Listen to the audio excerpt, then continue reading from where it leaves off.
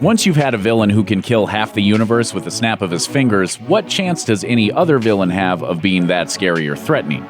Let's take a look at some villains from Marvel Comics who can give Thanos a run for his money when it comes to being frightening.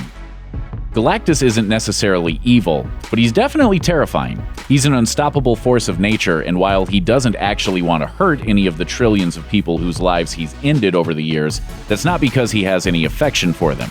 It's because he just doesn't care about them at all. When the great hunger is upon me, all creatures are enemies. Galactus first arrived in Fantastic Four number 48 by Stan Lee and Jack Kirby, kicking off decades of his status as the definitive cosmic threat in Marvel Comics.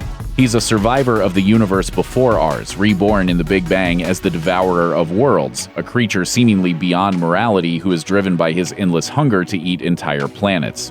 While he's been defeated every time he's come to Earth in the past, including once when he was confronted with the souls of every living creature he devoured in his billion-year life, his very existence is downright Lovecraftian.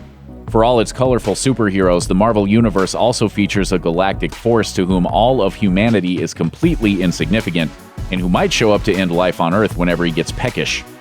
When Annihilus was first introduced in the pages of Fantastic Four, he was called the Living Death That Walks, and in the years since, he's more than lived up to that title. Thanos might have killed half the universe, and Galactus might devour planets, but they at least see what they're doing as necessary. Annihilus, on the other hand, doesn't just pillage his way across the galaxy, he enjoys every second of it. At heart, Annihilus is an insect, and as the ruler of the chaotic interdimensional negative zone, he's got an entire swarm of space locusts at his command ready to consume everything in their path. That's exactly what happened in Marvel's Annihilation crossover, where he led an insectoid armada to destroy entire planets. He's incapable of pity or remorse, and would casually snuff out billions of lives just to expand his empire. The Marvel Universe is full of unsettling monstrosities, and compared to them, an overgrown octopus with a gigantic eye might not seem that scary. The thing is, that's not really Shuma-Gorath. It's just the way it appears in the physical world. In reality, well, its reality anyway, it's part of an extra-dimensional race of beings known as the Many-Angled Ones who ruled Earth as gods during prehistory. It was cast down by Crom, the uncaring warrior god worshipped by Conan the Barbarian, but it's been trying to find its way back to Earth ever since. I will come for your dimension next! As Marvel's attempt to bring some H.P. Lovecraft-style horror to the comics page, Shuma-Gorath was terrifying from its very first appearance, when it forced Doctor Strange to kill his own teacher in order to stop the evil possessing him from within. There have been evil gods in the Marvel Universe for as long as Loki's been around, but Shuma-Gorath was the first one to be inhuman and incomprehensible, which makes it way scarier. As a creature who exists entirely on the astral plane, in the realm of thoughts, the Shadow King has no body of his own. He can, however, take over anyone else's body and consume their personality. When that happens, we're not just talking about the kind of mind control that's common in superhero stories. The Shadow King wants to experience the physical world however he can, spending years in a body, using it to live out his every hedonistic desire and ruining the body in the process. One of the most horrifying examples of his parasitic use of his host comes in the pages of New Mutants, when he took over Karma and twisted her body into something monstrous from an indulgence in carnal pleasures. More recently, he's been used as the primary villain on the TV series Legion, which depicts him as the chameleon-like creature of corruption that he's always been in the comics.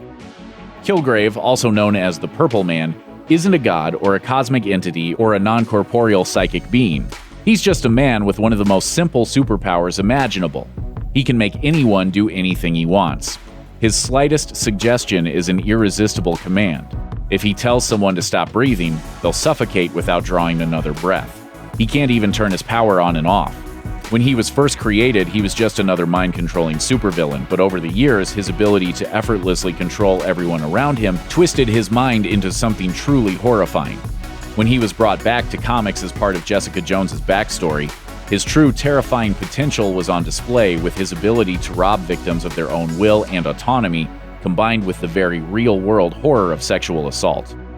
Comics creators borrow ideas from other pieces of pop culture all the time, and The Brood might be one of the best examples. Created in the pages of Uncanny X-Men in 1982, they're pretty much just the Marvel Universe equivalent of the creature from Ridley Scott's 1979 film Alien.